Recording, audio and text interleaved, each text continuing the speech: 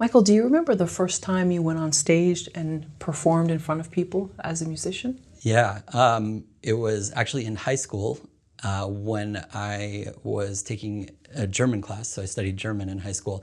And we had this competition called the Sprachfest that was kind of like a gathering of all the German high school classes in the region. I grew up in Long Island. And it was a sort of a competition thing. And so we formed a little band in our high school German class and decided to perform a song kind of inspired by Mac the Knife, Mackie Messer. And then we kind of wrote our own lyrics about learning German and such. So, What were your goals as a musician? I think when I first started getting interested in playing music, it was because music really meant a lot to me. So as a listener, I really connected with a lot of artists, a lot of songs, and I found that that was like a special way to feel like I was understanding something about humanity, being a human and sort of existential ideas. And so I really wanted to be able to express my own ideas that way. And so I wanted because that was so important to me, I wanted to say, what kind of opportunity could I take out of this to then express myself and connect with others in the same way, to create something that's meaningful to somebody else. And so I started writing songs, with the hopes that maybe that would sort of make somebody else feel the same kind of connection that I felt with the artists that I enjoyed.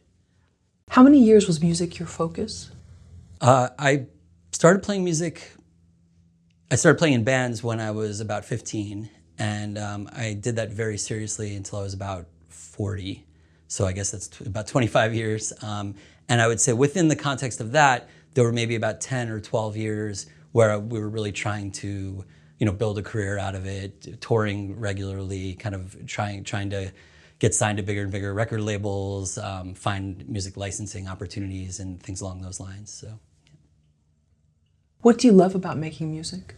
Again, I love the opportunity to just connect with people. I love the opportunity to create something that gives people some emotional response, that gives people an opportunity to listen or to understand what I'm experiencing internally, to be able to say something that is difficult to express in simple words. But when you put it in the context of a song, it directly kind of reaches somebody's heart or somebody's emotional core, somebody's existential core, and then they kind of connect with that in a meaningful way. So I love the kind of give and take of creator or musician or performer and listener and fan and other things, especially in a live setting. You really see that kind of interaction, especially with dancing or with other kinds of interactions. So that's my favorite part. Is just a way of connecting multiple people together. What do you hate about it? The worst things about playing music are that, especially if you're doing it sort of seriously, if you're doing it as a career, something like touring, you're spending 23 hours a day waiting for the 1 hour that you're actually doing the thing.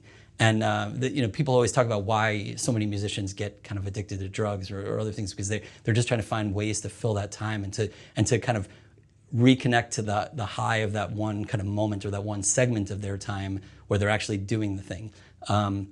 They're also, as an indie musician, as somebody who's not supported by a giant touring crew or roadies or other things like that, we're always dealing with carrying our gear, transporting our gear, worrying about the logistics of it, booking things. There's so many things that happen behind the scenes of actually getting to perform music that, again, you have this one moment that's really important and really meaningful, but there's so much stuff around it that poses a challenge and makes it sort of less enjoyable, or takes away from that great moment. What would your life be without music? I don't know if I could even imagine, what life would be like without music. I guess, in a sense, I think music is the art that I sort of chose to first really have a meaningful connection with, but I could probably find that connection in other things. I enjoy reading as well, but it's something where maybe if I didn't have music, I would have spent more time reading, or I would have spent more time immediately going to watch movies, or I would have looked in some other art form. Because again, the most important part to me is the human connection and the ability to kind of share ideas and express really, I mean, ultimately, I think we're all expressing the things that we're afraid of, or that we don't understand, or that we don't really know how to put in a physical set of ideas or terminology. And I guess I'm always looking for some way to encapsulate that and to present it and to connect with people about that. What's your favorite music documentary? I think my favorite music documentary is a band called Death, because it's really, I love stories about people who really put in everything and never quite were successful. And then what's great about the documentary is I think it brought new attention to the band, and brought new attention to the whole music scene around them, the individuals, and I think they got to then become sort of what they had tried to become the whole time while they were, actually functioning as a band. And that's an exciting story to me, like something like that, where there's an opportunity for a documentarian to shine a light on something that then becomes kind of more prominent in the public eye. How hard was it for you to transition away from music? It really wasn't too bad transitioning from music to film. The sort of method that we did it by was that we started making music videos, because music videos became a really important, they were really important since MTV started, but in the context of smaller bands, once the internet was really taking off and sites like YouTube were really taking off, music videos started to become something that you could create and then present in a way without having backing to get on MTV or other kind of bigger channels. So we had started doing several music videos, and we had started working with other directors and other filmmakers to create those.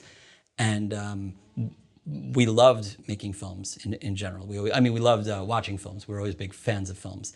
And so while we were going through the process of making those music videos, we were always kind of peeking over the shoulder of the directors and the cinematographers of those and asking lots of questions, probably annoying them a lot. They're like, oh, the artist is constantly asking questions about this.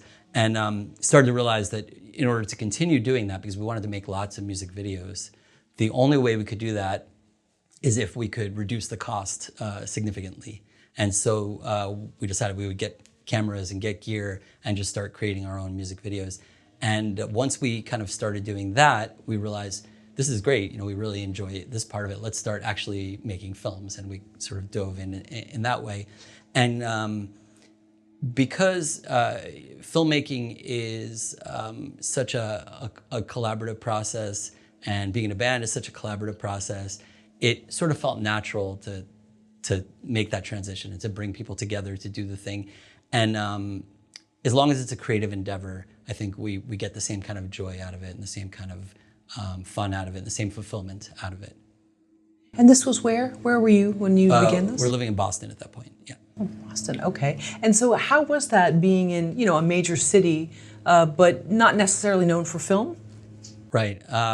It was interesting because there were very, very few independent filmmakers who were kind of doing what I would call serious work, or doing especially feature work or other kind of bigger projects that made it outside of the city into sort of bigger contexts. And we very quickly, I think, because we were, I don't want to say super well known, but we were known a little bit in Boston for doing music, and we had a fan base there, a small fan base. When we started to make a transition into filmmaking, all of those people, we weren't really sure. We said, okay, I don't know, are these people going to want to come along on this ride, or are they just going to say, oh, we don't care about you making films. You're supposed to be making music. What are you doing? And so, one of our first projects was to run a Kickstarter campaign for a feature film. And we thought, well, let's see, if these people want to kind of support us and we can get a community around this, then this is great. And if not, then maybe this is not the right place for us to go. And we were amazed at the support and the interest and everything. And so we were able to kind of bring together people from the music scene. We were involved, we had a lot of friends who did burlesque in Boston. And so we had a lot of the burlesque people came in to do acting and other kind of performance stuff with us. And so we were able to kind of bridge together various art scenes in Boston to some degree in our creative work. And that was really exciting because it was an opportunity to share and collaborate with people. Tell us about your decision to offer up your instruments as part of your crowdfunding perks. I think that was that we thought it was a little gimmicky, and we sort of set it at scales that probably, you know, for our most prized instruments probably wouldn't get selected. But we thought it was fun to show commitment to doing film by saying, look, we're ready to, you know, give up our most sort of prized possessions to commit to making sure that this film is successful and that this endeavor is going to be meaningful and successful. And we ended up not really giving away any of the kind of our main most important instruments. But I think just that sort of a symbol of a commitment, I think, was important to us. You said you've been doing music for how long? About 25 years. Well, now because we haven't really been serious the last 5 or so years. So 30-ish years I've been playing, in bands and doing music. Were there times where you hear something on the radio and you go, you know what? If I had stayed with it, would that have been us? Or maybe that wasn't the route you wanted to go? Right. I mean, of course, you always have the sort of call back to doing music. If you love music or any kind of art, you always have the callback where you're like, oh, I love this band, and that inspires me to want to play music and write songs. That's actually the greatest inspiration for me in general, whether it's music or film or any other endeavor, is to see something great, some great piece of art that connects with me. Because I say, oh, this person they're succeeding at doing what I want to do. They're reaching me in a meaningful way.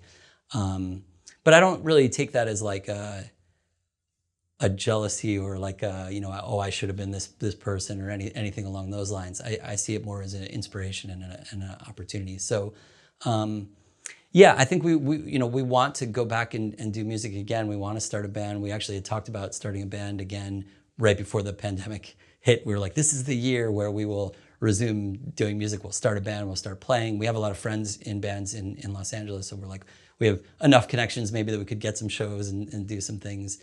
And then it just didn't happen because of that. So we've been kind of relegated the last 5 or so years. We've been relegated to writing music for films. So we've written a bunch of songs and recorded a lot of music, but it's really only been in the context of film soundtrack or score. When you left the East Coast, you felt like this was the right decision, or were there ever moments where you doubted it? Well, it was. It's hard to know, of course. The moment you drive out, you're like, is this going to be a disaster? Is this going to be a smart thing to do? So many of our friends had left Boston, moved to LA or New York, and then kind of came crawling back after. So we thought, could happen to us, right? We don't know, and that's okay if it does. We're just going to give it a try. But I think we were so beaten down by Boston winters and by our experiences in Boston in terms of hitting a ceiling of where we could go artistically. There really wasn't anywhere else that we could go. And we had written a grant proposal with a group of artists to obtain a building that was it was a former school building that the city was trying to figure out what to do with it.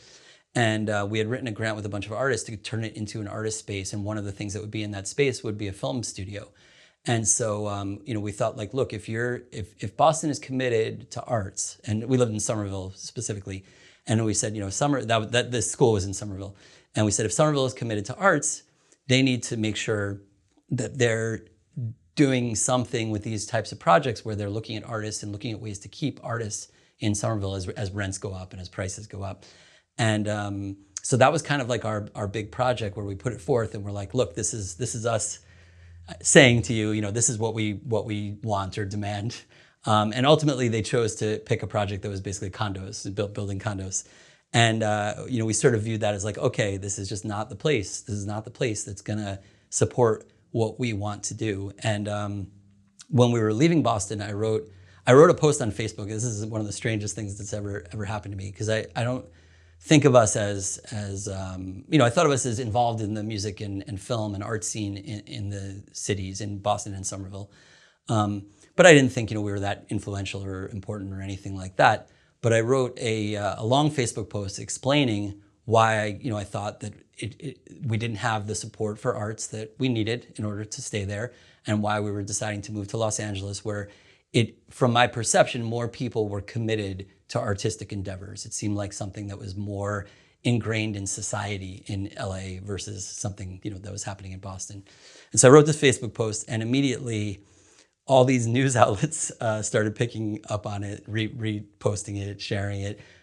We ended up in like Boston Magazine, which is part of the major magazine there. There was an article in the Boston Globe where the mayor responded to my to my post, talking about what the city does to support artists and such. So it struck a nerve with a lot of people because I think they were experiencing the same types of things. And one of my friends said to me, he said, "Look, if the biggest news that week is that you're leaving Boston, then you need to leave. That's your time to leave Boston. You're doing the right thing by leaving." And so it felt like as we were making that start of the journey, it felt like the right thing already because of the way that kind of all went down. And then when we arrived in Los Angeles, we had in mind, look, this may take 5 years before we ever have a gig, know anybody, do anything. We knew a few people from doing film festivals and such, but we were like, we have to be patient because it may take time. It may take time. And I think about 2 weeks after we got here, my partner Sophia was already off doing cam opping on a feature film, and I was going to film festivals here and meeting all the people and making friends with everyone, and it really felt immediately like we were connected and we were home and we were welcomed, especially into the horror community here. It's a very, very open, and I think it's a bunch of people who are nerds about horror movies, and if they meet somebody else who has the same interest, it's not a very gatekeepery type of thing. They're excited. They're like, "Oh, another person who loves the strange stuff that we love. We want to bring them in." So very quickly we felt at home, and very quickly we got involved in doing projects, and I think by 6 months in, we had already more than doubled the amount of film work that we had done in our whole lives. So there really wasn't any time where it felt like the wrong place. And I'll say, one January day, I walked outside wearing a T-shirt and looked on Facebook and saw that all my friends in Boston were covered in 3 feet of snow, and I was like, we made the right decision. Art and money mixed like oil and water? I think that's a quote from you. Oh wow! I like it. I don't know that I don't remember when I said that, but I believe you. I believe you that I did. Yeah, I mean, it's frustrating because if you want to be an artist, you have to find a way to make a living, right? And historically, there was a lot of patronage and a lot of structures for basically isolating artists and allowing them to do their work without having to worry about how they're going to survive on a day-to-day basis. Now we don't. I mean, maybe there are some like Patreon or something sort of like that are trying to recreate that. But generally, it's very challenging to create art and to make a living. So what happens is that the arts world is filled with people who have money from other means, their family money, or they have a spouse who makes a lot of money and kind of supports their career. And so that poses a challenge because we don't see voices in arts who don't have that kind of safety net or that kind of fallback in order to create. And I find that to be a little bit frustrating, that it's kind of makes it an isolated group of people who are actually able to create art. Sure, and you can create and have a day job, but it can be draining, and there's a lot of things competing for your time. Right, absolutely. Yeah, I mean, I think, many artists do have a day job, and I think there's nothing wrong with that. I myself currently have a day job as well. But yeah, it definitely makes it more challenging to do something seriously, and you're constantly at odds between the two, because you have to think about, if we're going to film festivals, I have to worry about taking time off, or can I work those days? Can I do this? Luckily in my situation, it's flexible enough that I can get all my work done and stay on top of both my job and my sort of creative endeavors. But I know a lot of people who are going to an office, for example. If you had to go to an office, have meetings, sit at a computer, it's just really impossible to be able to do it as completely as you might like if you were just an artist working in isolation. And that puts you at a disadvantage against other people. And it's not a competition, but if you're talking about film festivals, for example, if you can't attend the film festivals, that puts you at a disadvantage amongst your peers, amongst the people.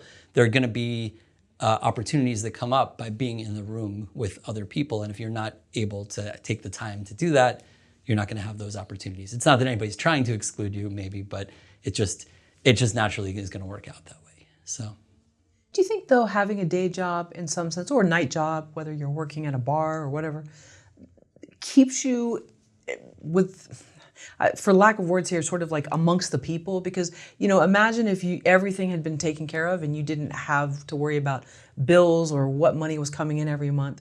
Would you lose touch with the art that you're trying to create? Yeah, I mean, it's hard to know how to maintain perspective in general as an artist, right? Because I think that's one of the most challenging things about being an artist is that you really live in a weird space in your brain that is not like what everybody else kind of in the world is doing. You're not experiencing the world the same way as everybody else always.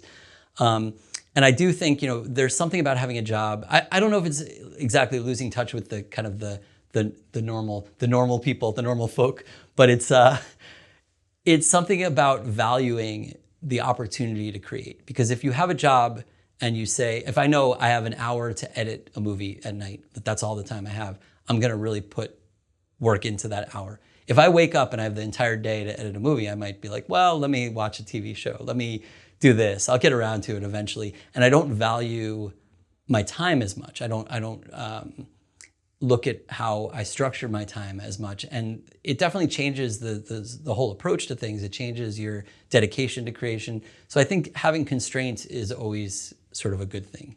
What are the different ways to make money as a filmmaker and make money as a musician?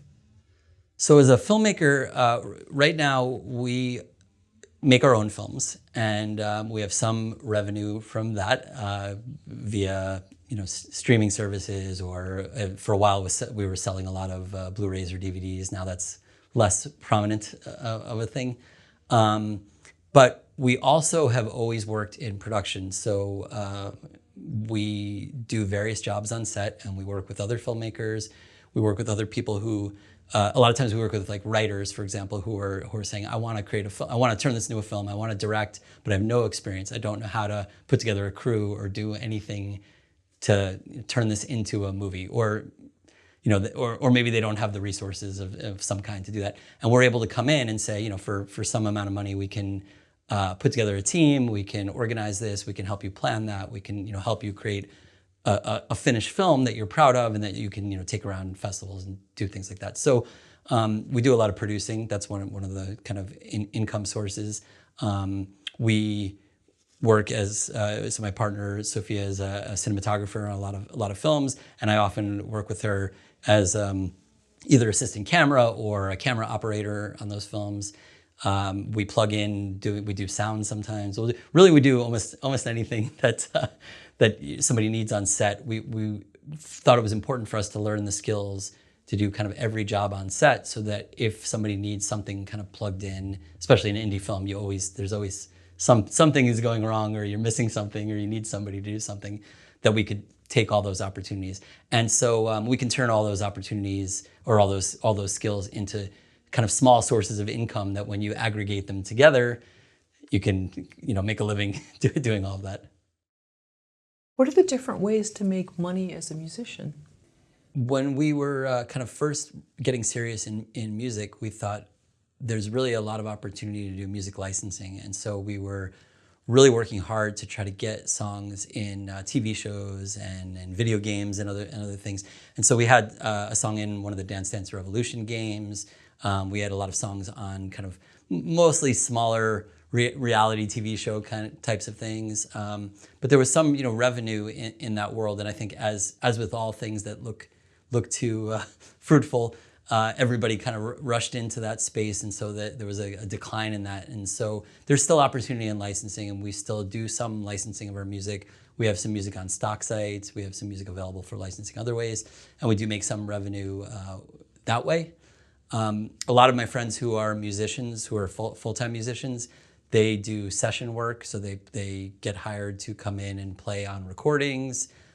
They also, many of them play in what's called a general business band, where they are performing usually covers or something else like that, and they're playing at like weddings or kind of other events along those lines. So those are the main areas. I think original music, we have some revenue from Spotify, and now CD sales are basically over with completely. I don't think even anybody really approaches that too seriously anymore. But there are streaming services where we get some revenue. We get revenue from plays on YouTube, believe it or not. And so, there are still some streams, but I think as with film, anybody who is serious about music needs to kind of diversify what they're doing, because you can't just say, I'm going to play in a band, write songs, sell CDs, tour, and make enough money. That's a really rare thing. And even bands that are, I see articles almost every day about bands that you would think are quite successful saying that going on tour just is not viable for them. They're not going to be able to break even on touring, especially with gas prices and other kind of inflation issues right now. So. And what about the whole we'll sell merchandise theory? Yeah, I don't think. I mean, you can make money on that. Certainly, we used to sell shirts and other things like that. But yeah, I don't think the revenue streams are strong enough to really make a living that way. I know that was the argument when streaming was first coming out, that you lost your record sales revenue, but you'll just make it up in touring and in merch and other things like that. I just don't think that's true for 99.9% of musicians. Now, most musicians, this is also something to think about. There's that sort of argument, but most musicians also didn't make a living selling CDs. In the 90s, even in sort of the heyday of the highest prices for physical media and for selling albums, and where many albums were going platinum, there were big sales in the music industry. Most people that I've met and talked to who played in bands at that time, even bands that were moderately successful, bands on MTV and such, weren't really making a great living, or were only making a living for maybe a year period or a 2-year period before it kind of went bust. So, as in all arts, whatever amount of money you think anybody is making doing whatever they're doing, they probably are making less money. At what point should a filmmaker expect to make money from their movies? That's a really hard question to answer. I think I've come around.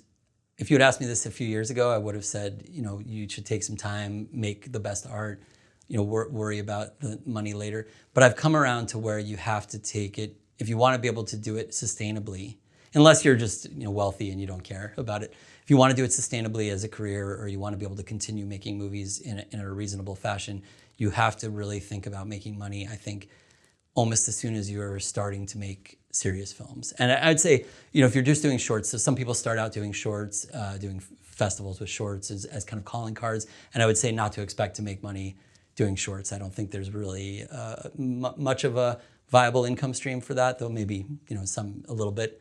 But once you start making features, I think you have to immediately think this needs to be monetized to the degree, at least to the degree to which I can continue making films, and to which I can demonstrate that the films I make are breaking even or profitable, because that's what's going to make people in the industry want to hire you or work with you or give you money to make something else. So I think even just to sustain any kind of career, you have to place that as an important factor. And also, too, putting yourself in a position where you won't be straddled with so much debt. Right. That's definitely a big issue. I think, with any filmmaking, most indie stuff, most kind of starter stuff, it's filmmakers paying out of pocket, or the family, or somebody kind of paying for it, and it really is a big burden. If you're taking debt to do it, you can't make more films. I mean, you can't continue making films. You have to find a way to raise that, and it's very stressful. It takes years off your life, and that's not. I don't want that happening to people. I want them to find a way to kind of be able to do it sustainably. Sure. So living below your means, it's also part of a whole lifestyle. Yeah. In some ways, right? Yeah, definitely. I mean, you have to find a way to budget your life such that you can create what you want to create. And we have a lot of friends who are filmmakers who they're waiting for their $1 million to show up to make their first feature film, because they think, this is the film I want to make. I need $1 million to make it. I'm just going to keep asking people until they give it to me. And we've taken the opposite approach where we say, well, what's the most amount of money we can scrape together reasonably and and comfortably, or the most debt we can take on reasonably and comfortably, and then what is the thing that we can make with that amount of money, and we make that, and then we move on to the next movie. It's not about stopping there and saying we're done, we've made our great masterpiece. And I worry that people who are waiting for that money will be disappointed when if they get their $1 million and they make their film, if it's not, their career doesn't explode, what do they do next? Wait around for the next opportunity like that? I don't know. And it's also a form of continuing education, because you're getting better with each one, or you're learning, okay, that didn't work, let's never do that again, or that did work. Right. Absolutely. I always say that we try to make new mistakes with every film. We try not to make the same mistakes. We always find new mistakes to make. And yeah, every time it's an opportunity to explore something new, to learn from what you've done before, to try something different, and to be more skilled at what it is you do. Hopefully you're getting better. I mean, maybe not every filmmaker is getting better with each film, but you would hope that if you're paying attention to what you're doing, you're paying attention to the response. And I am a believer, a lot of artists want to create and then just say, I'm going to ignore the audience. I'm just making what I want to make. I don't care what anybody says or how they respond to it. I'm a believer in always paying attention to what that response is and to paying attention to what kind of feedback you get. Now, a lot of that can be feedback for different reasons. There are many trolls out there, things along those lines. So you have to learn how to disregard the kind of meaningless stuff. But when you hear 50 people saying the same thing, you say, okay, they're not wrong. I must be wrong. It's not the 50 people who are wrong. And it's an opportunity to get better at especially writing or crafting or structuring or editing. That's something that we've definitely learned from our first film to our most current. And there's still many, probably another 20 films of growth ahead, something like that. How much easier is it to make money as an artist today as it was, let's say, 15, 20 years ago? Well, I think in film, it was probably, if you were making something that was watchable or sort of serious, it maybe took more money going in, but I think that there were more opportunities in the marketplace to make that money back or make some money. There were bigger, a general movie that got a release made more money 15 years ago than it does today. And when I look at data, because I see data for indie films right now, and I mean, it's like mind-blowing how little money high percentage of films make. I mean, most of them make almost no money, almost none. I'm not even talking about not breaking even on their budget. I'm saying they make less than a few $1,000s in revenue. So I think it's very, very difficult now to make a lot of money unless you have kind of the connections to the bigger sales streams, or you're making a sale to an outlet that's going to just pay outright. If you're trying to do it at a consumer level, like in the past, you might have sold DVDs. That was a big marketplace 10, 15 years ago, probably 20 years ago at this point. Now you just don't have that. A consumer who wants to watch your movie is going to watch it streaming on Amazon. You're going to be paid 1 cent for that. That consumer, if they had bought your DVD, you might have made $5 on that previously. So I think it's much, much harder to actually make a big sum of money than it was 10, 15, 20 years ago. And both you and Sophia made a decision to no longer have Blu-rays or DVDs made at some point? We don't do them ourselves. So we don't sign Blu-ray deals that are kind of typical label deals, and we don't manufacture them ourselves and sell them. But we have done certain kind of limited run types of things. As an example, there is a great company called Horror Pack that is a subscription service. So every month, people who subscribe to it get 4 Blu-rays or DVDs, depending on which package they subscribe to. And it's a surprise. They don't know what's going to be in the box. But one of those every month is a special limited edition. It's kind of an indie film that Horror Pack is working with the artist to release the film on Blu-ray. And these are all films that would never get a Blu-ray release otherwise. And we've done that a couple of times because it's a guaranteed revenue. So they basically say, we're going to make X number of copies. We're going to pay you some amount of money per copy, and you don't have to do anything else. We're just sending them. You don't have to sell them. You don't have to convince people. We're just going to send it out to our subscribers, and those people who are enthusiastic horror fans. So it's great. Those are the people you want. You want your movie in their hands.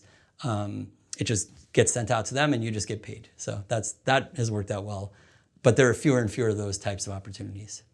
Because still is probably a small audience that does want those physical, media as a collector's item or whatever. Right. Yeah. There are a lot of boutique labels that are doing kind of Blu-rays. I think they're all abandoning DVDs at this point, but they put out special packaging for Blu-rays, and they have kind of a rabid fan base where there's a few thousand people who go and buy very expensive actually sometimes packaging for strange releases and old releases and restorations and things. And so there's definitely a fan base for that, and collectors who want those, kind of want to look at their wall in their house and see. Sometimes they don't even unwrap the movies. They just want to see them on the wall there. But I think a general movie consuming audience is less and less interested in physical media. I have a quote from you. No one really knows what's going on in the world of film anymore concerning selling a movie. I think it's true. It's interesting because I am in a lot of sort of Facebook groups and other kind of community groups, and you see people talking about, somebody will come in and ask a question like, how do I do this type of distribution, or how do I deal with this? And you see there's 20 different answers. And what's interesting is not just that there are 20 different answers. It's looking at who the people are who are giving those answers. Because if you see somebody who's been in the industry for a long time, they're still giving advice from like 20, 25 years ago. And you see stuff, you're like, none of this applies. I mean, I've been dealing with this, this year, none of what they're saying applies at all anymore. We always say, if we're looking for advice on a distribution company or a distribution outlet or a revenue stream from a streamer, we always say, like, if it's information older than 6 months ago, just disregard it, because that's how fast things are changing. So you can't even if you think you know what you're doing, you think you know how to sell a movie, you think you know where the money lies, by the time you make the movie, things have changed. It's all over. For a short period, we were actually making enough revenue on Amazon, for example. They were paying 15 cents an hour for streaming on Prime. And we were making enough revenue from that we said, look, if we make another 2 movies that are kind of doing as well as this one movie we was doing, we're set. Like we can survive just making movies at this level. We can pay for the movies. We can make enough money to live on. And then we started thinking, like, we have this whole business plan. It's all going to be great. And like 2 months later, Amazon's like, we're 15 cents. No, we're going to make it 6 cents an hour. And we're like, okay, maybe we can still make something work. And then 6 months later, it was 1 cent an hour. So you can't rely on anything. You can't make any plans based on what the current state of the market is, because it is such a rapidly changing thing. And a lot of times the people who are, if they made a movie a few years ago, they really think, they're like, my movie was successful. I sold it to Netflix. I did this thing and it's great. But they don't even understand like how those deals have changed. That, maybe Netflix is no longer really buying independent content. They're only producing their own content. We make most of our revenue now on Tubi, for example, on AVOD. But I fully expect that 6 months from now, maybe somebody watching this will have already experienced this. But a few months from now, Tubi will have dropped all the indie films and will only be doing studio films or something along those lines. So I never rely on anything. Anything I think is working, I never am going to rely on that for the future. Did that happen with Amazon as well, where they stopped taking certain indie titles? Yeah, they dropped a lot of titles as well. They changed their whole kind of business model or idea of what Prime Video was. Because for a while, Prime Video was kind of a repository of every, they sort of thought like, well, let's just put every movie on here, allow anybody to put a movie on here, and let the consumers kind of decide what they want to watch. And if they watch it, then the revenue goes up. If they don't, it's not there. But now they're very selective about independent films especially, and they don't accept many films for Prime. It's actually quite hard to get a film on Prime, which is funny because it pays so badly that you almost don't, from my perspective, I almost don't even care if a film is on Prime, because I don't really want that poor revenue. I'd rather somebody watches it somewhere else and we get some kind of revenue from it. What about IMDb TV? Can you make more money off of that than Amazon Prime? Yeah, so I think IMDb TV, I think they changed the name to, is it Freevee now? I believe the name has changed to Freevee. And it is like a Tubi style thing. And I think they're viewing it as like, this is what we used to do with Prime, where we're going to accept more material. It's going to be ad based, so the revenue is AVOD. So there's an opportunity that if your film is being watched, you can actually get paid reasonably well. I think we only have one film on that service right now, and I don't think I've actually seen revenue from it yet. I don't think it's been long enough to see revenue from it yet, so I'm not sure of the numbers. But from what I've heard, it is actually has a promising future. We have a quote here. If you want to read the quote, and then we'll. Sure. The more successful the villain, the more successful the picture. Okay. Any thoughts on who said that? I don't know. No. Okay. Interesting. I thought maybe you would know just because. Hitchcock or something? There you go. Okay, that was my best guess. Tell him what he's won. Okay. So, what are your thoughts in relation to Hitchcock's films? I love Hitchcock's films. I think he masterfully crafts stories in a way that celebrate themes and ideas that go beyond just the plot and the character, while also having really interesting characters, having great suspense, and so on. In terms of the quote, I think it's absolutely true that the villains are really should be the most interesting character in a movie. I think that actually is the case, because if you want a good movie, you need to be able to understand the perspectives of all the different characters. So if there's a villain in the movie, I think a good movie, the villain is not just like a pure force of evil. It's not just like, oh, there's some malevolent force and there's the person fighting it who's the kind of the hero of it. You want to be able to understand from the perspective of the villain, they're the hero in their story, right? That's people always say that. And I think that is really, really absolutely true. And that you need as a viewer, as a creator, if you're making a film, you need to be able to understand, get in the mindset of every kind of major character in the film and understand why they're doing what they're doing. What is the purpose of what they're doing? What is their goal? And so on. What is your favorite Alfred Hitchcock film?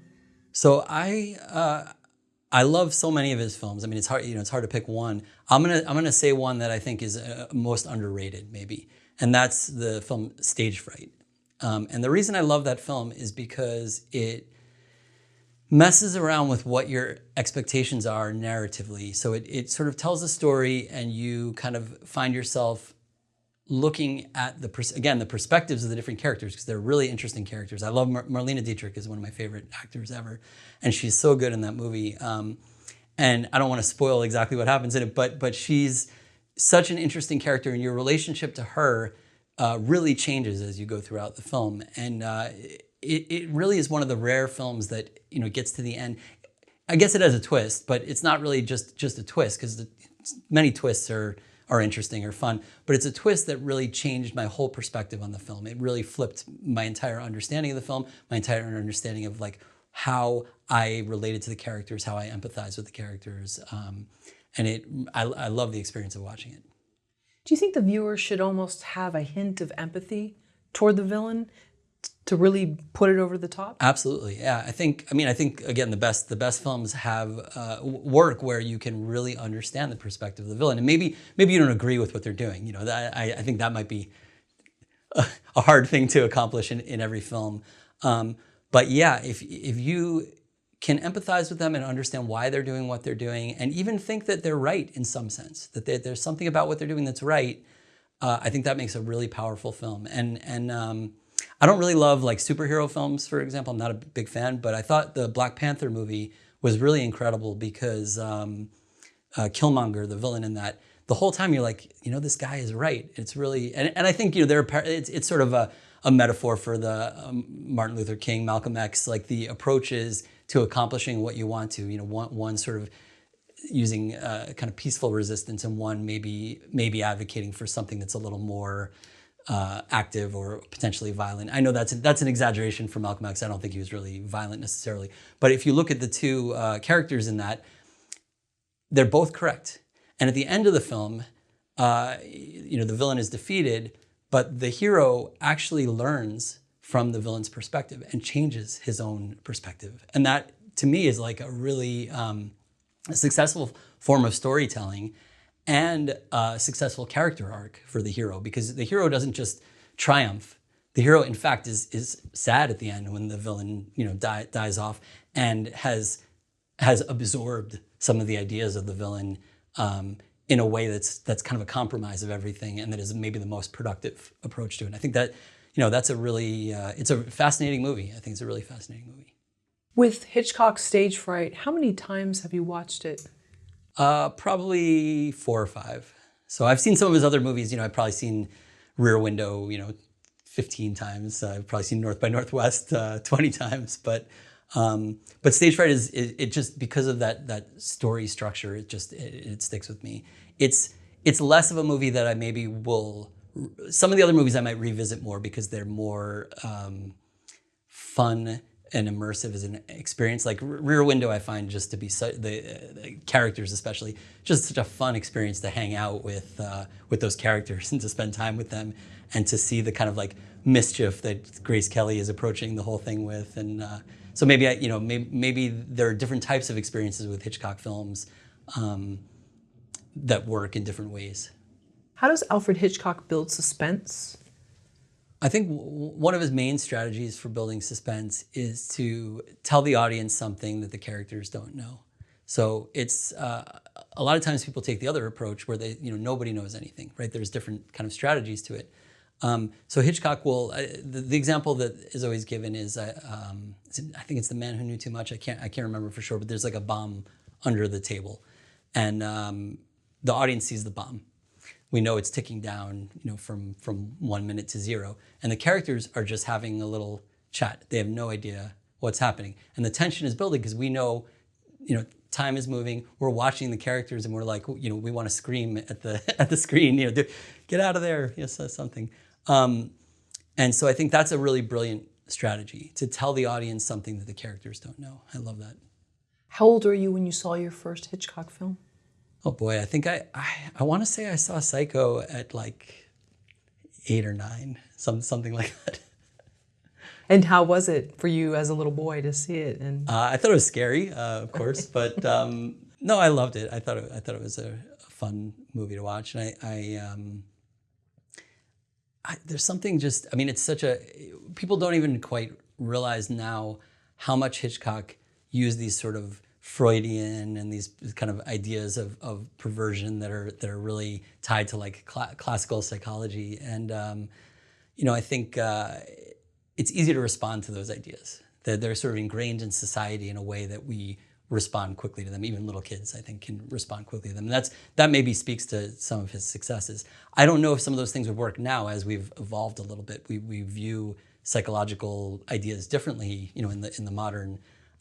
So I wonder if kids now, if an 8-year-old now watched Psycho, they'd probably just be like, this is boring and it's in black and white. What's going on?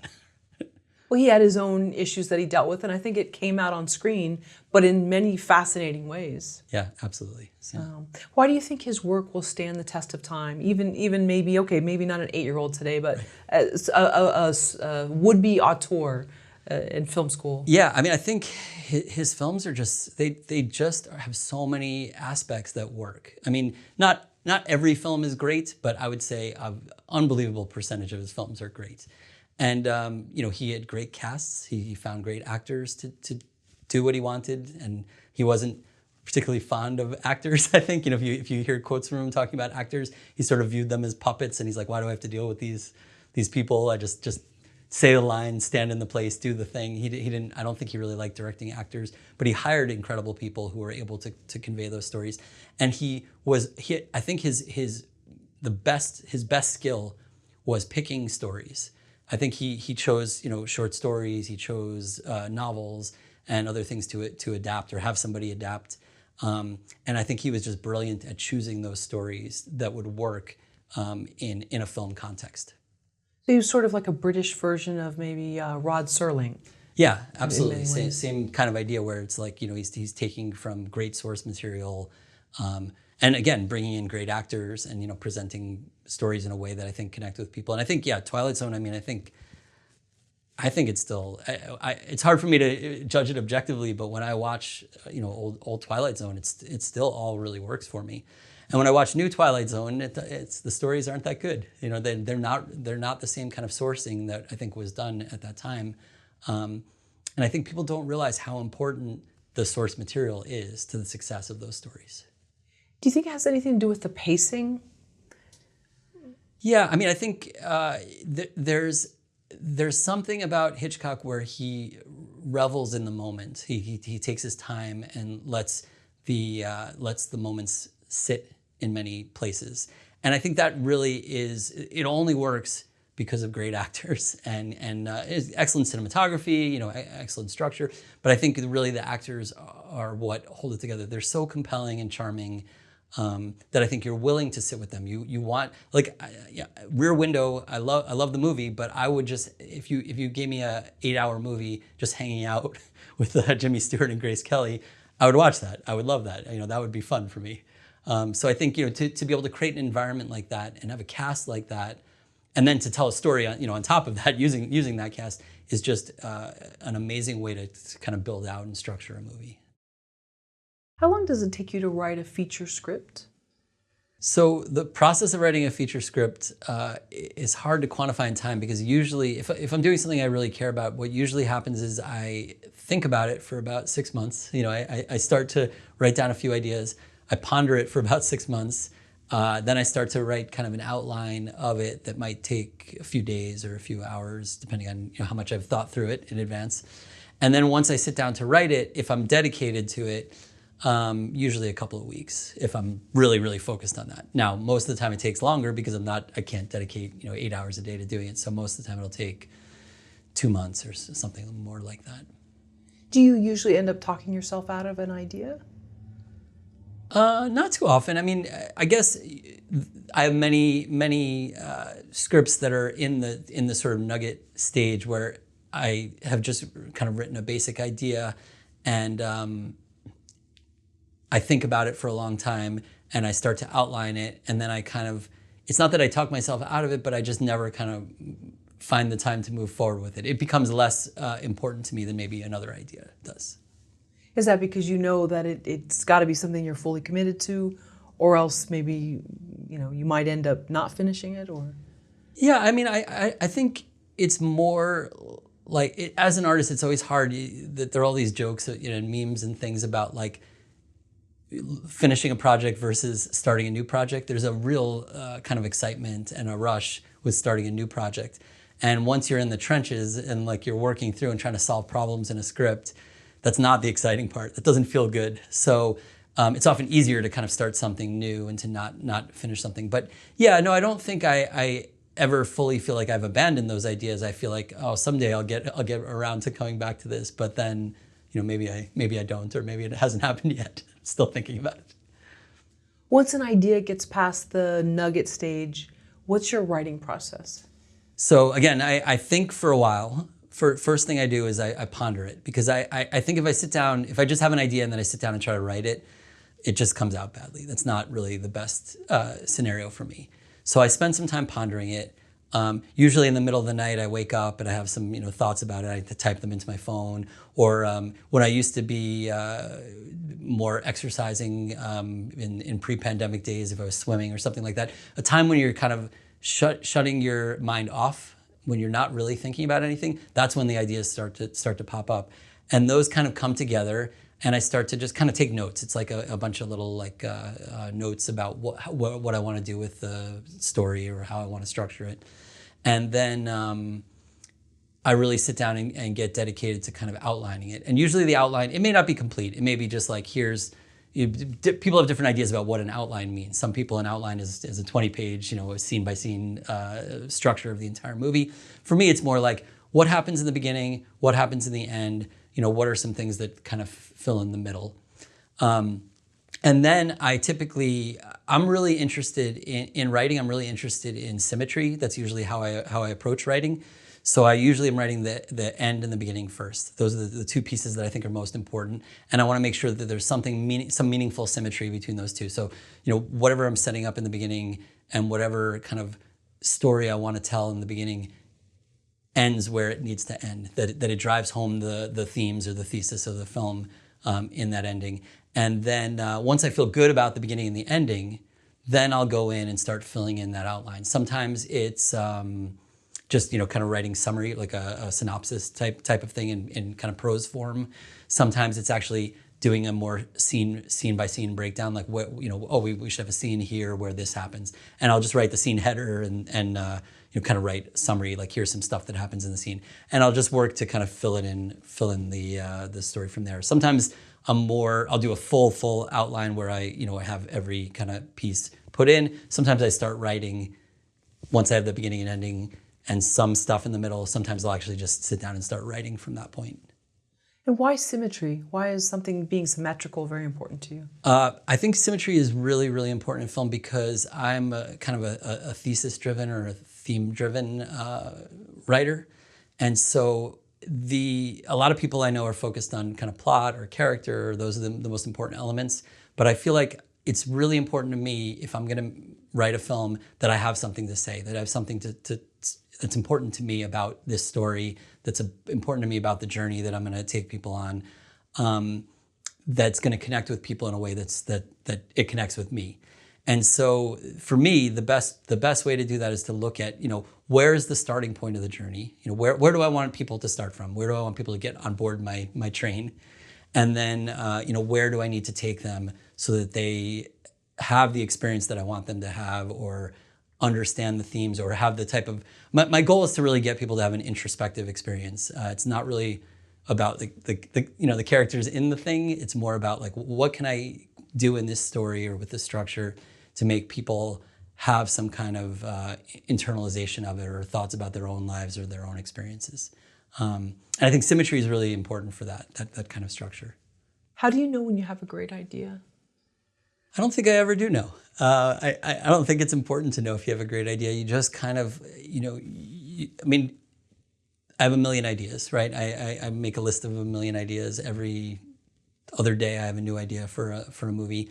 I just look at the one that speaks to me the most. I don't know if it's great. I don't know what great even means, but if I'm going to write something, it has to be important to me. So I have to look at it and say, this is the concept, this is the story that I most want to tell, that I most want to share, that I think will convey what I want to convey, that will, in a way, expose myself in the way that I want to expose myself, to other people, so that they can maybe learn something or think about something.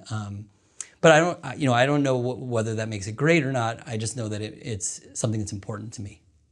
Do you need others' approval before you give a green light to something, to writing something, 110 pages? For writing, no, not really. I think anything that is interesting to me, I'll write it. I assume most of the time that anything I'm writing is just going to basically sit in a drawer. It's not going to get made. Very few of the things that I write actually end up going into production, and I would sort of put them out in the world for other people to read. But usually I'll finish a draft and then I'll be like, okay, I'll sit on this for a while and think about whether I want to do something with it. But it's not polished enough to send around or something to do anything else with it other than have it kind of sit. And I'm okay with that. That's okay for me. That's part of the process of kind of finding what it is that is most important to me. I feel like if I don't write a number of different stories, I'm not going to find the one that really works in the end for me. So that's fine. How do you know when a screenplay is finished? Is a screenplay ever finished? I don't think so. It's finished when it has to be finished, when we have to start turning it into a production. And even then, I don't think it's really finished, because if we're making a movie, and I guess I'm talking about this from the perspective of if we're actually producing the film. If we're actually producing the film, it's finished, we can send it out to actors, we can start figuring out how to actually get the production moving. but we're often doing, rewrites after the fact. We shoot stuff and we realize, oh, something is not working, or we need to adjust something, or we need to add something, or there's an opportunity here. And so we're always willing to keep crafting and keep reshaping it. If I'm not producing it, it's still never finished. It's something that, at some point I say, okay, well, this is in pretty good shape. Let me send it around and get some notes on it and see how people respond to it, maybe put it in competition somewhere. And then, I get feedback usually from that and either incorporate that or keep it in a notes file and don't get around to incorporating it depending on, how things are going. But yeah, I don't think nothing is really ever finished. And when you write something, let's suppose you commit to writing a feature screenplay, you never imagine I'll take this to producers. It's always, I'm going to be making this myself. No, I definitely do write some sort of spec screenplays as well, but it's less frequent for me. When I'm writing a spec screenplay, it's a whole different mindset for me because I have to think about things differently. I have to think about the story differently. I have to make sure that what's on the page is going to connect with people in a way that I don't have to worry quite as much if it's something we're producing, because sometimes we know our stylistic ideas or our structural ideas will overcome or are more important than kind of the words on the page. Why do you like films that explore the theme of life and death? I mean, I think the reason I got interested in making art in the first place is to deal with fears and sort of existential ideas, and to get a better understanding of like what it is to exist and what it is to relate to other people. And so, those kind of existential ideas are the things that drive me to create art, that I love in seeing in art, and the things that drive me to create art. So when I'm looking at films, I absolutely love thematically driven films, and the sort of meaning of life, I guess, for lack of a better way to put it, and the idea of what we're facing. How do we face death? What does it mean to die? How do we experience that? Is really interesting topics to me. Can you remember one of the first films that you watched that explored that? And you talked about music earlier and how sometimes music just would speak to you, whereas an actual conversation, you wouldn't receive that feeling. Right. Yeah, I think one of the first films that really connected with me thematically, or sort of with this type of connection, is the film Phantasm. And it's really an exploration of grief, and it's really about this kid. It starts out, there's a young boy who lost his parents. The parents have died. They don't really get into it too much. That's what the starting point of the film, and it's about his kind of way of coping with that. And there are these kind of forces, and there's his I would call it the manifestations of his like worries about what has happened to his parents, and those kind of manifest as this evil undertaker who's stealing souls basically and bringing them to enslave them in this other dimension. It's a very strange kind of concept, but it really spoke to me as a kid, because it's like, how would a little kid come to terms with the idea of like their parents no longer existing? What does that mean? What would they be afraid could have happened to them beyond just their non-existence? And I remember seeing that as a young boy, and I had no idea what to make of the film. First, I mean, I've seen it 100 times, and I still have no idea what to make of the film in some sense. But it really connected with me, and it was something that I remembered after for a long time. I wanted to kind of live in that world and kind of explore it in my mind in a way that I had not done with other films. There are films that I revisited as a kid, like I loved, Star Wars or something, but it never connected with me in that type of way. Do you remember who introduced you to that film? I think I saw it on TV. I just, I loved watching, weird horror movies, monster movies. I loved staying up late and kind of looking at the channels. And my parents were mostly tolerant of me being a weird kid and doing all that kind of stuff. So yeah, I think I just ended up seeing it, on TV. And then later, one of my close friends and I, we basically just spent every day going to the video store and like looking through the horror section and the kind of cult movie section to find, what is the strangest looking thing that we can find. And I definitely revisited Phantasm and the other films in the series as part of that process. What are the complex questions about life and death? Right. I mean, I think ultimately we're all trying to find some purpose in life.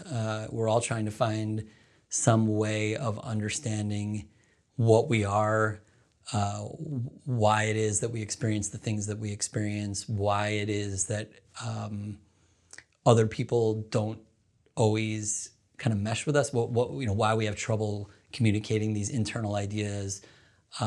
And ultimately, we all, I think that even people who say they don't fear it, and maybe they create stories that make them fear it less, I think we all kind of fear the unknown in general.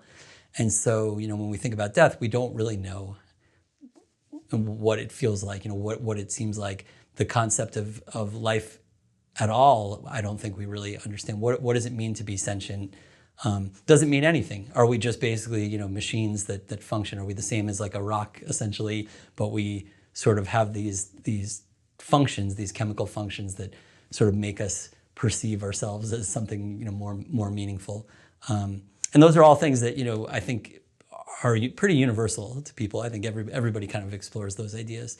And so for me, I want to be able to relate to people in our understanding of those ideas. And I think some people approach that through something like religion or other kinds of explanatory approaches to it, where they say, here's what happens. Like, this is what happens when you die. Here's how you were created.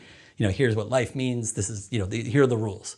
But none of that ever connected with me. So, I'm looking for something that's different from that. And I find that the abstraction that's presented in film and in storytelling is a really a great way for me to explore that. What is theme? Theme, I think, is the underlying idea of a film. And I know that idea sounds vague, but I think the underlying way that film connects to us in an internal, meaningful sense. And I often talk about theme and thesis, like they're sort of intertwined. And I know some people will kind of divide them in a more strict way. But I think of theme as this sort of underlying idea, and thesis is what the filmmaker or the storyteller believes about that idea or wants to express about that idea. And I love the approach to filmmaking or to storytelling, where you say, what is the concept that I want to explore? What is the idea that I want to explore? What is the fear that I want to explore? What is the experience I want to explore? And then what is it that I want to share about my own thoughts on that experience? What is it that I want to share about my fears related to that experience? And that's going to be my thesis. And when I'm writing a story and I have characters in the film, maybe those different characters, they all should be related to that theme, their behaviors, their kind of feelings, their approaches to things, and the plot arc as well should all be related to that theme. And they may have all different ideas about that theme. They may have all different manifestations of that theme. And ultimately, me as a storyteller, I think if you're doing a good job, you're siding with somebody, or you're saying that you have some belief. You're not just saying, here's a bunch of stuff to think about. You're saying, here's a bunch of stuff, and here's what I think about that. And that's sort of the thesis approach to it. And that's how I like to structure stories. Is theme a big part of your writing process? It's a very big part. I think it's the most important thing. I think it's the part that meaningfully connects with people. I think if you're not writing for theme, I don't want to criticize writers too much, but I think if you're not writing for theme, all you're doing is emotionally manipulating people. You're just basically saying, I'm going to create characters that go through experiences that emotionally manipulate you, so you experience those emotions, empathetically or so on. But it doesn't really, to me, that doesn't really serve a purpose. What serves a purpose is causing the viewer or the reader, depending on the context, to be introspective about their relationship to that theme or that idea and their experiences with that. And then to be able to express to them what it is that I think about it, or what I'm maybe even not what I think, but what is most important to me about that theme or that idea. And I think that's a meaningful way, again, to connect with people and to have some kind of push and pull. And so ultimately the goal is that when somebody leaves the movie, if they watch a movie that you've made, they walk away with something to think about and explore and to make their lives better in some way. How do you incorporate theme into stories? Well, usually I start out with theme as at the ground level, at that sort of nugget level of storytelling. I think about what is the topic that I want to explore. So I know a lot of people are like, oh, I have this idea for a story. This is the character. This is what they do, so on. For me, it's more often like, this is a really interesting kind of topic. Now, this is the topic I want to explore. Here's what I think about it. Now, how do I create characters and how do I create a story that help me to explore that? So maybe that's an opposite approach of many people who are like, oh, I've got this character, I'm going to put them in this world, and now maybe I'll think about a theme later. I'm more like, what is it that I want to say? Because to me, if I don't have something that I want to say, why am I making the movie? Right? Why bother making a movie if you've got nothing to say? I guess if if it's just revenue or you're making a popcorn movie to get paid or something like that, that's fine, and there's nothing wrong with that. But for me, if I'm creating something that's our kind of real creative art, I have to think about what's important to me at this moment, how do I want to express that, and then how can I build that from that idea. And so every character behavior, every character typically takes a different perspective on that theme. That's one of the approaches I have. I say, here's a character. How would this character relate to this theme? How would they behave in association with this theme? Here's another character. Maybe it's a contrastive character, for example. I mean, you might be a protagonist, antagonist, but it might not. It might be other types of characters. How do they relate to this theme? How would they behave in association with that? And now, what is the story that allows me to kind of go on a journey with those characters that reinforces whatever my thesis is associated with it? So again, that the beginning and ending are really important to me because you have to tell the audience where you're starting, place everything, set it up there, and then at the end you have to drive home what is the thesis, what is the idea that you want them to walk away with. And some of that is maybe because I come from academic writing, so I'm used to the idea of writing kind of a persuasive academic article, and it's really that same type of approach. You're trying to tell somebody, here's what I believe in the scientific realm, here's the evidence of that, and then here's the conclusion.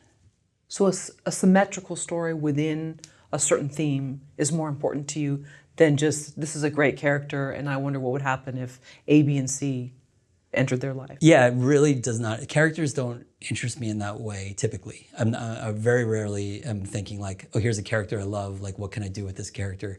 And I know some people approach writing that way, and there's, that's totally fine as well. But yeah, no, I'm rarely interested in character. I think character drama is the most boring part of movies. And I don't like watching movies that are driven by character drama because I feel like, again, it's just manipulative. It's just sort of like if I want the viewer to experience something, I can throw a character in and I can make them sad, or I can give them heartbreak, or I can give them illness. And that to me is just an emotional manipulation. It's not a meaningful kind of storytelling. And sometimes people like those kind of movies, and sometimes I like those kind of movies where I'm like, I'm just gonna have an empathetic experience with a character. Totally fine. But for me, the better art, or the more meaningful, long-lasting art, is one in which the character serves that theme. The character really, they're a manifestation. They're a symbol. They're sort of a metaphor for something else that you're trying to explore. Is there a way we can further pin down what theme means? Is there a movie that we could think of that explains theme? Sure. I mean, I think every movie has themes, whether it's intended or not. First of all, so some writers will say, "Well, I didn't write with any themes in mind." I think there's something innate and something that you're always doing as a creator, as a storyteller, where themes are gonna emerge because your subconscious ideas are gonna emerge. One movie that I was watching recently, again, and revisiting again for the first time in quite a long time, was The Exorcist. And I think The Exorcist is a really interesting movie because I remember it, when I thought about it as when I experienced it as a younger person, I thought, oh, this is a story about a girl who's possessed by a demon, and this stuff happens, and it's really about like that possession. But now watching it, I had a completely different experience. I don't think the movie is actually really much about Reagan, about the girl at all. The first section of the movie is really about her mother's experience with her child, and about the helplessness of seeing somebody you love, go through something that's difficult, have a health issue, and so it's really exploring this idea of like, how does a mother deal with not being able to help their child in distress, and the emotional arc really happens with the mother, not really with the child, and then we start to see the movie kind of shifts and builds like kind of a layered thematic idea where we see the priest starts to look at what it means to have faith. What does faith mean? Can you really maintain faith in the face of the most terrible thing? Seeing a child being brutally treated this way. And ultimately, he has to kind of make a sacrifice. He has to accept his fate in order to show that he holds faith enough. He holds faith enough to sacrifice himself, to ultimately succeed in what he believes in. And so, really, it's the thematic ideas there are really again about the mother's love for a child and the helplessness associated with the illness. And the priest basically looking at doubt, right, and being taken seriously too, because right. She had a lot of issues getting people to believe. Well, that's her. a big thing, and it really, we have so many people now who have so many struggles with the medical system, where they go in and the doctor says there's nothing wrong with you. There's nothing wrong with you. So yeah, absolutely. It's a really, really strong.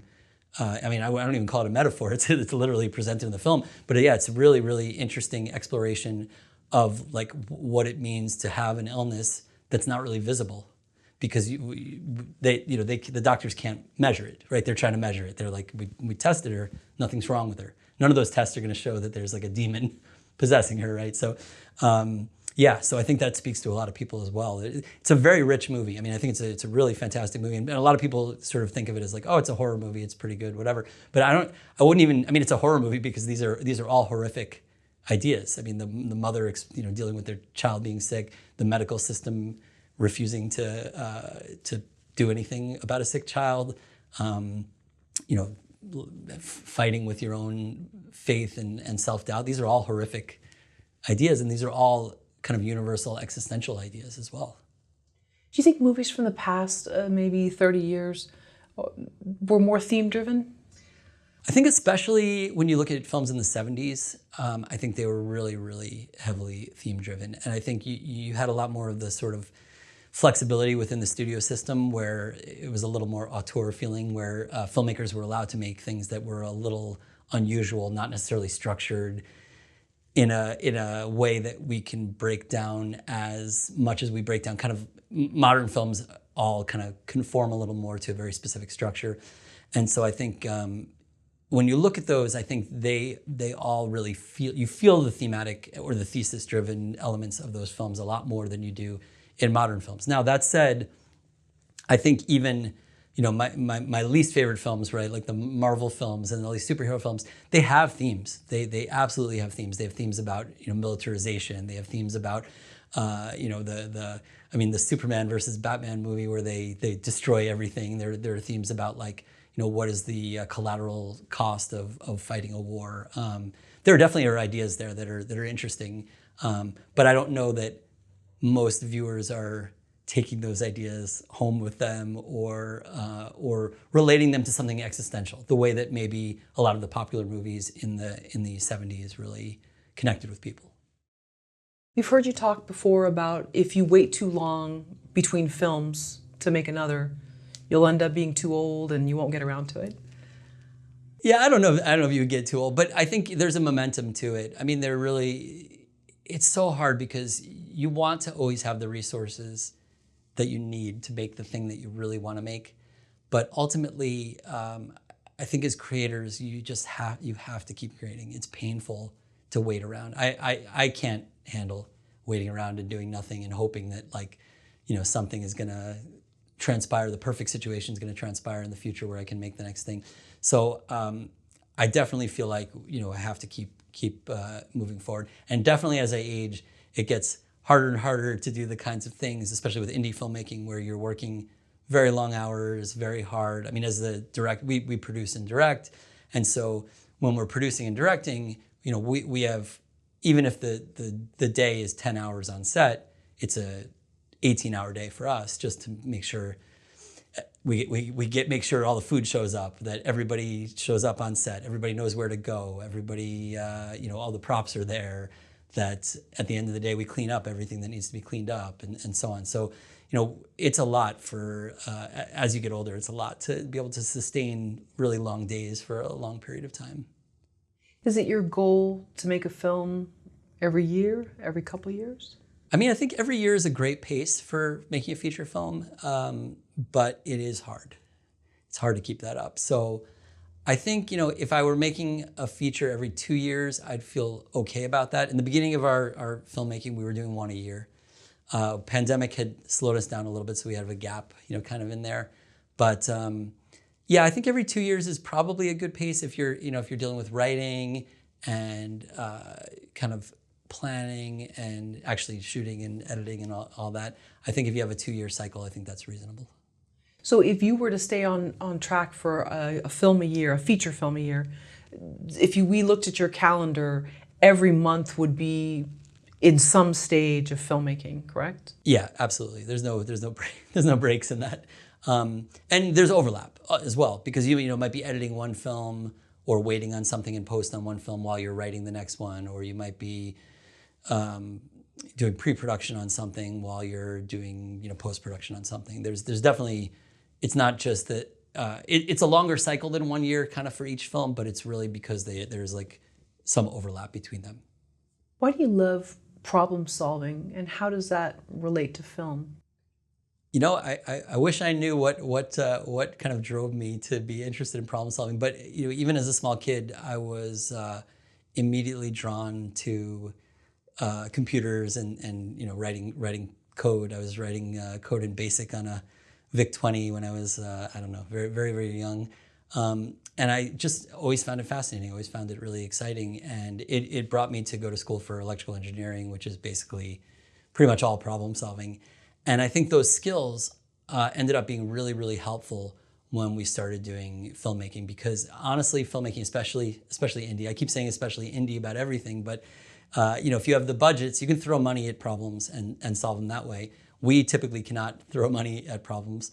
So filmmaking for us is really just a list of fires that need to be put out, a list of things that we can't do the way that we originally planned or intended, and we need to find very rapid solutions. And I think that kind of training and that kind of thinking process has really helped me be very dynamic on set and be very, it makes it much easier to accomplish, to make sure that we get everything we need in a day kind of in the can, even if it's not what we thought at the top of the day, was exactly happening.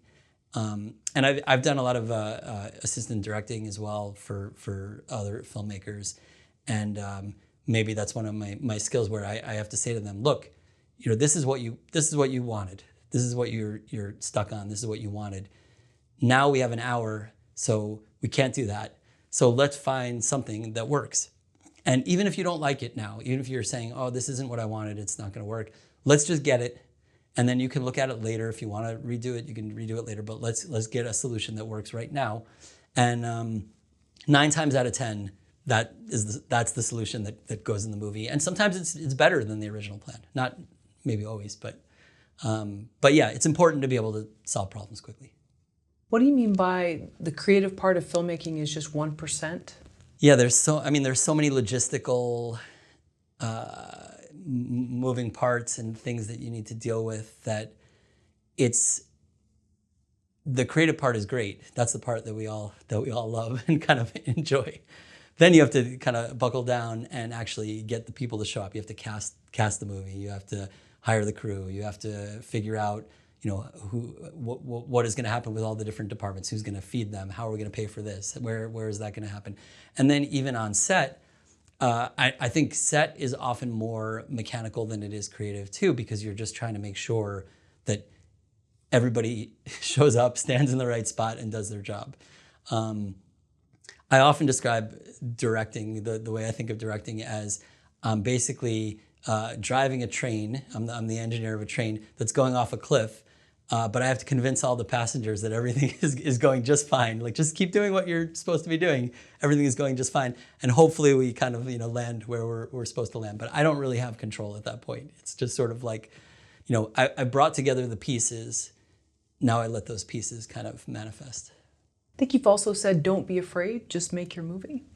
Yeah, I think so many people I know have been waiting and waiting and waiting to get something done. They've been for 10 years waiting to make their feature.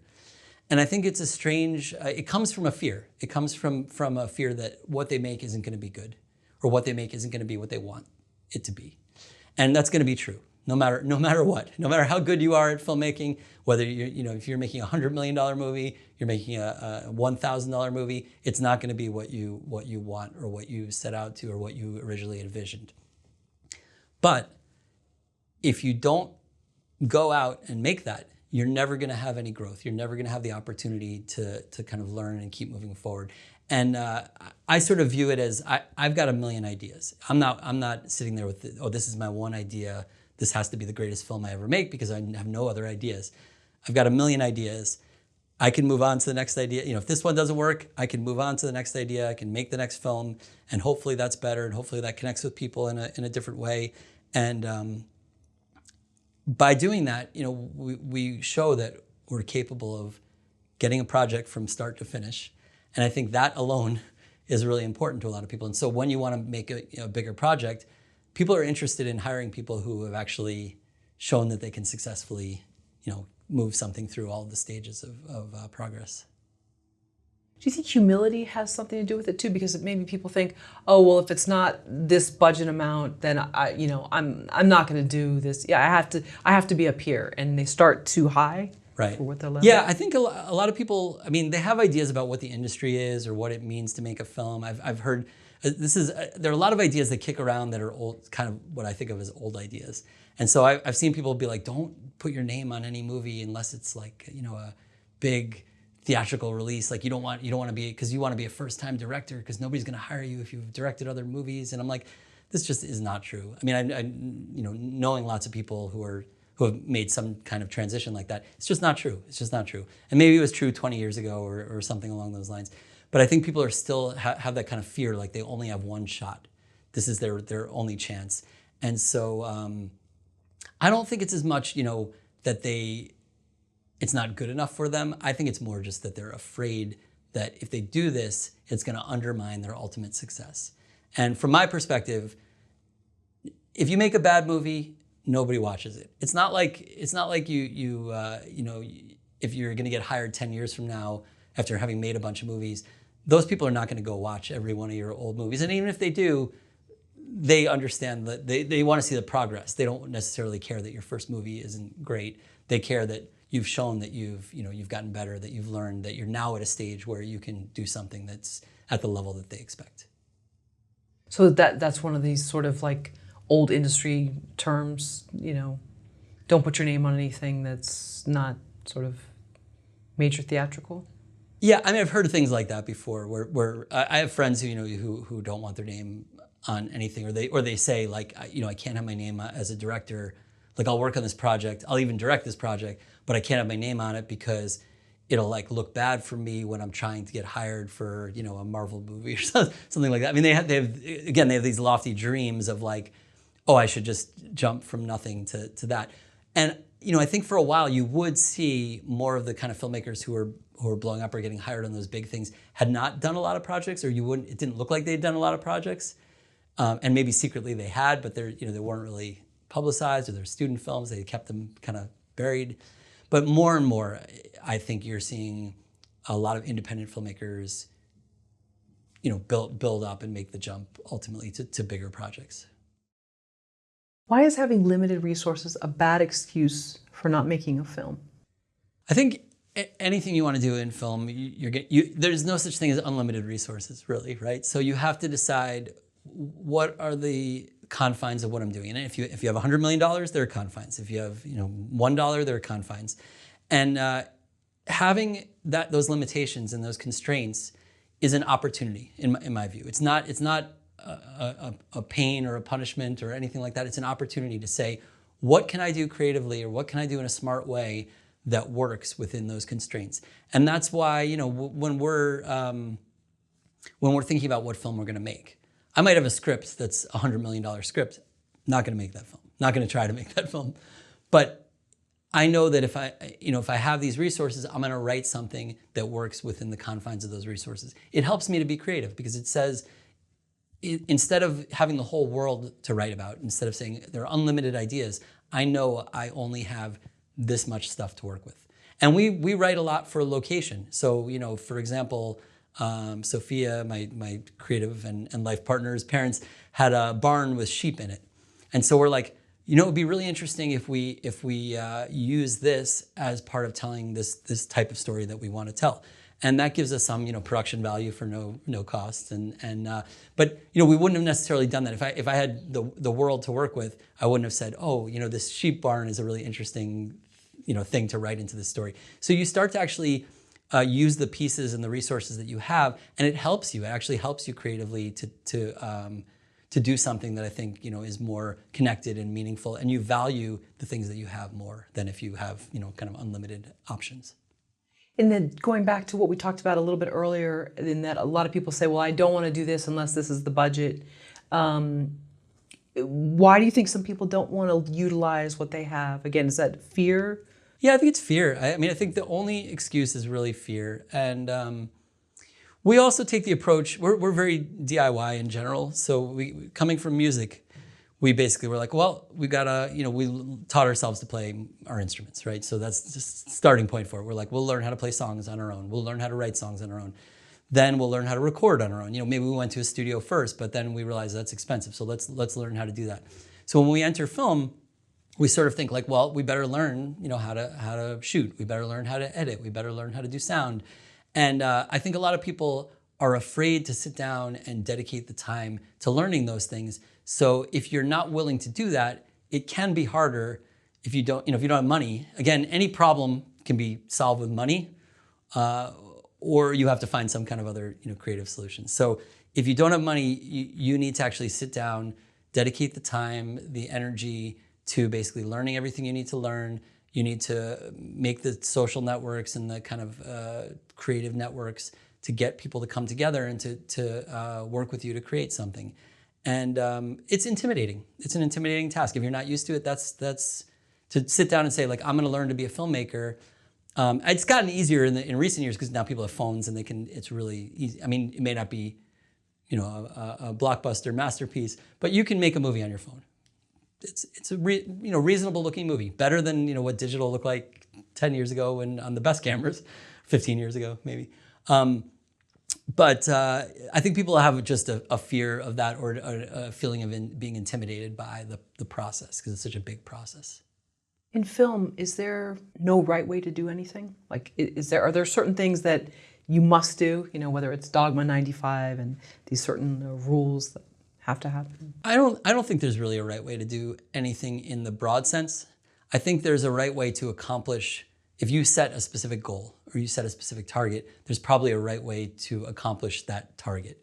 So if my goal is to have my film play at a certain festival or to reach a certain audience, there are ways that are going to work for accomplishing that goal, and there are ways that are not going to work.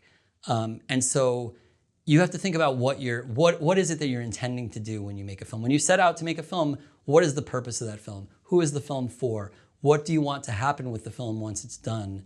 And then I think you need to make decisions about what is, the quote unquote right set of things to do in order to achieve those goals.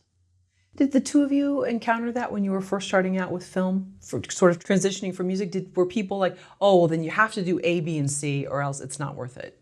Yeah, when we were first doing we were making our first feature film, and we were trying to hire a crew, hire camera people and so on. Some of them are like, well, you have to shoot it this way, or you have to do this, or you have to approach that.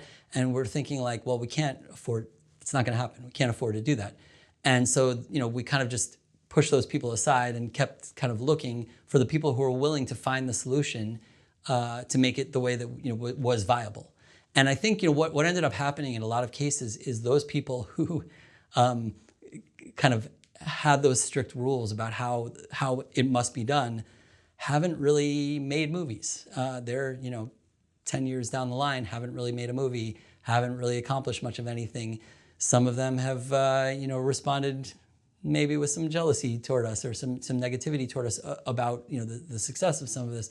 And I understand their point of view now, like a little bit, because at this stage, I wouldn't necessarily work on a movie. Like if you said to me, do you want to come work on this movie? We're gonna shoot it on my phone and we're gonna record it with audio on the phone and do all this stuff. I might say no to that because it's not really, but I wouldn't say that the person is wrong. I just say that's not the right project for me to be involved with.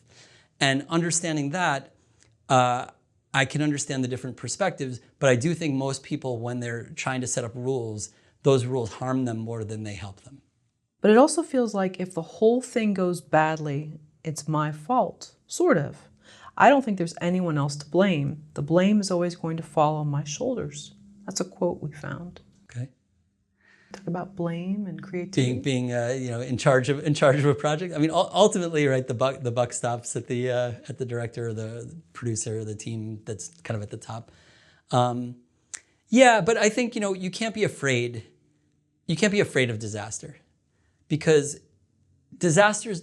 I mean, I guess it could happen instantaneously, but typically, the process of making a film, things are always going wrong, and it's a matter of how you tackle those problems as they arise. So even what feels like a disaster in one moment, you can find a solution, you can make adjustments, you can keep moving forward. And if you're cut out to be a filmmaker, you'll find a way to get to an end point where everybody, it may not be the film that you're thrilled about or that you're most happy about, but where everybody feels like, okay, we did our best with what we had, we got to where we could with it. And I think people understand that even when it's not perfect, they know if they see that process and they see that dedication, they know that the people who are kind of in charge of the thing put their best effort forward. And I don't think you can feel guilty about putting your best effort forward, even if it's not ultimately what you had hoped for. You've mentioned that both you and Sophia have committed to learning every job on set. Play the devil's advocate for a moment. Would that make it more, sort of the jack of all trades, master of none? How do you reconcile that? Yeah, I think to some degree that's going to be true. But the way I view it is, I need to get good enough on set at every job that my goal is to hire somebody better than me, ultimately to replace me. Right? I don't want to do all those jobs. I want to find somebody who's better than me to replace me for that. But in a pinch, if I need to do something, I'm going to be able to solve those problems.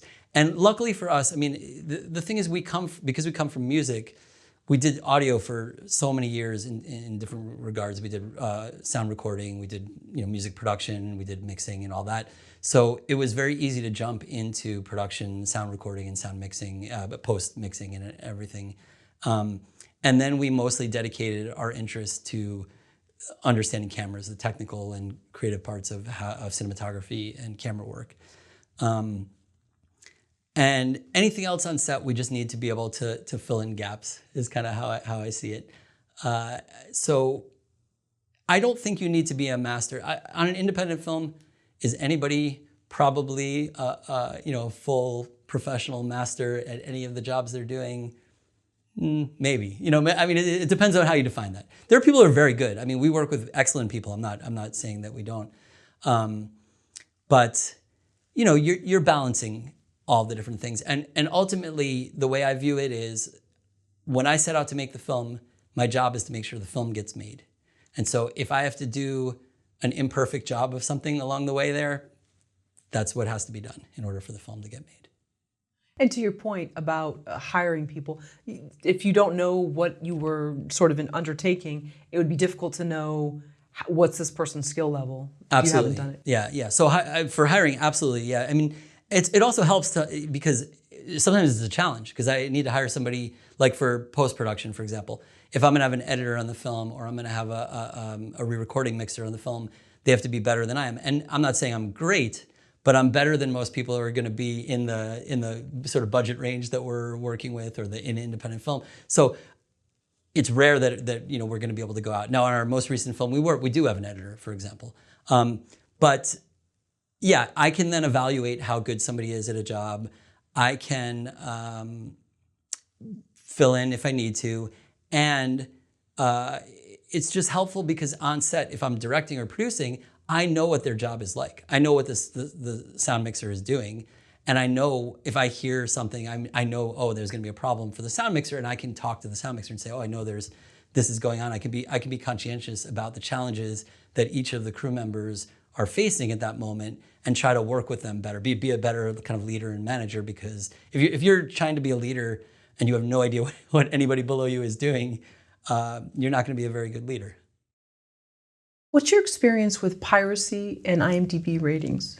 Piracy is inevitable. As soon as your movie comes out, it will be pirated. What's interesting about the piracy in relation to the ratings is that somehow it's the people who don't pay for your movie who feel kind of most entitled to go out, watch 1 minute of it that they torrented, and then go on IMDb and write a review. I only watched 1 minute of this. I'm going to give it 1 star. It's the worst movie I've ever seen.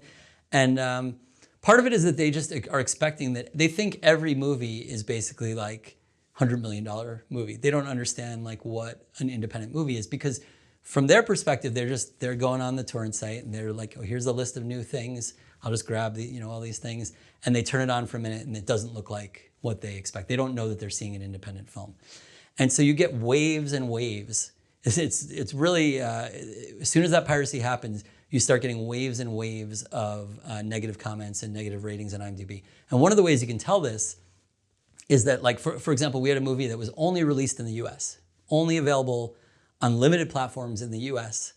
And the day it goes up on Pirate Bay, you start getting all these comments from other countries. The only way they could have watched it is basically through piracy. And once in a while I've gone in and like commented back or confronted them in places where I say, clearly you pirated this movie because like you live in Brazil and it's not available there. So how did you see it? And they'll get defensive sometimes and weird about it. I don't really do that too much, but I thought it was amusing for a minute. But yeah, it's really like somehow the most entitled people. I guess it's not surprising because they feel entitled to just steal the movie. Then they also feel entitled. They're like they've been wronged if it's not like a masterpiece, and they feel entitled to go out and kind of pull the rating down. And how long ago was that this happened? The last one was with a movie that came out in 2019. So it's happened to you and Sophia more than once? We've definitely had where as soon as it's that was the worst case, but we've definitely had other cases on IMDb where as soon as it's you start seeing, as soon as it goes up on the torrent sites, you start seeing all those low ratings. What was your reaction to the experience, aside from attempting to maybe try to poke back, but then realized it was a waste of time? Yeah, I mean, it's a frustrating experience because people do rely on it for deciding whether to watch the movie or not. And I did, at one point, years ago, I did email IMDb and I said, look, the movie's not out in these countries. Like, why are you allowing ratings in countries where the movie has not been released? Like, these people clearly have not seen it. And they just say, oh, it balances out. They have some stock answer. Anytime you complain about ratings there, they have some stock answer that they're like, it'll all balance out. Don't worry. We weighed everything. It's all fine. Has this happened with all of your movies? I think all the ones that have gotten wide release, pretty much this has happened with. The ratings have a number of different types of issues. It's not just the piracy issue. There are what I suspect. I mean, I can't prove this, but what I suspect are bots. Basically, people pay. I know for a fact that many people pay for bots to get a certain number of ratings in their movies, and that's kind of a secret standard practice for a lot of films, including studio films. And what happens with the bots is that they will go and rate, let's say I hire them to rate my movie 9 and 10. They go and do that, but those bots, in order to not look suspicious, they go and rate other random movies, random ratings, including low ratings, so that it looks like they're giving a wide range of ratings. So we've had movies before they're even out, that have not even come out, or they're on the festival circuit, that get 1,000, like 1-star ratings. And I'm like, who are these 1,000 people? It's certainly not people 1,000 people haven't even seen it at a festival. And suddenly there's, 1,000 ratings on this that are 1-star. So there's not really accountability in the system. And we can see patterns of it, based on, we know the movie's not out yet. There shouldn't be ratings for it. What do you think about independent filmmakers being judged solely based on their IMDb rating? I mean, I think any kind of rating like that is unfortunate because it's not a scale of whether you or I might like the movie. It's like who are these random people who are deciding to make this rating? And I think it's more important to understand that certain movies are for certain people. So not every movie is for every person. And we see a lot of trolling on IMDb where it's like a movie's made for like young girls, and you see there's like a wave of negative responses from like young men or older men who are basically just trying to pull that movie down. It's like, this movie is not for you. You're not really supposed to like it. Doesn't matter if you like this. That shouldn't be a way of assessing whether the movie is successful or meaningful. So it's a little bit frustrating because I would love to see a system where it's more like associated with how would we predict you would feel about the movie if you watched it. And I do use Letterboxd quite a lot. I don't rate movies on it, but I do like Letterboxd because I can see specifically how do my friends rate them. I don't care about strangers, but I can see, oh, my friend really liked this movie, or my friend really disliked this movie, and I know based on my relationship with that person, if they liked it, maybe it's something that I might like, or if they disliked it, maybe it's something I would dislike, and I wouldn't necessarily not watch it solely based on that. But it's a much better sense of like what is your peer group and how does that look than just like a generic number. And with these bots, are they actually leaving long comments, or they're just basically giving it 1 star? It's usually just a rating, but you can pay for reviews. I've known people who have paid for reviews, and with the paying for reviews, I think there are some where you can write the reviews and send them to them, and they just post them. But there are some that kind of generate pretty generic reviews. And if you go and browse on IMDb, if you start seeing kind of weird reviews, you're like, why is this written like so strangely and generically? You can find, and I don't want IMDb to say I'm slandering them, but I think all this is pretty visible on the outside. I think you can see where there are fake things happening there. I think they know about it and they tolerate it to a certain degree, or they don't have the resources to deal with it. I mean, it's a complex problem to solve, to eliminate like all these bots. How do you identify what a bot is versus what a person is? Yeah. Very true, yeah. And if you said they're going to other accounts, if they're leaving, it'd be very hard to decipher if you're seeing a trail of them on the internet leaving various reviews. And it happens on other platforms as well, in fairness to IMDb. Right. Yeah, and it is difficult to handle. If a movie is rated 5 out of 10 on IMDb, will you still watch it? Yeah, I don't really judge the scores very much. I mean, some of my favorite movies, I kind of always, when we're picking movies out, I always think about like, what is my favorite movie? What is the movie I love the most? And then I go look at the IMDb score and it's like a 4.7 or the reviews are mostly negative, or a Rotten Tomatoes score of 60 or something like that. I realize like the things that connect with me most in movies aren't necessarily what is going to play well in a general audience score. And movies that are 9, movies that are 9 or 9.5 or Best Picture winners, I think are terrible movies. I think they're awful. So, I might look at it to get a sense of like, it gives me some information. It says, okay, what does a kind of a general audience think about this? But that doesn't necessarily speak so much to what my interest will be. And again, Letterboxd is a little bit more targeted because I can see what specific people say about it. I can have a breakdown of like who is saying what, rather than IMDb where it's just a number. Can you think of what some of the highest rated independent films are? Independent films, I don't pay that, it's hard because I don't pay that much attention to the scores, but I think some of the highest rated ones, often are ones where they just have a niche audience, and that niche audience is really passionate about it. But they haven't, if they haven't fallen prey to the bots or other things like that. I'm trying to think of a really good example, and nothing comes to mind. Rotten Tomatoes, I mean, lots of movies have high Rotten Tomatoes scores partly because they don't have that many reviews, or sometimes they're good independent films have high scores. There's been a trend, I think, in Rotten Tomatoes where reviewers are a lot nicer now because the reviewers are a lot more, there's a broader base of reviewers who are now included in Rotten Tomatoes. And I think those reviewers are a lot more friendly and they feel like they owe something to the movies that are they're being sent screeners and all kinds of things.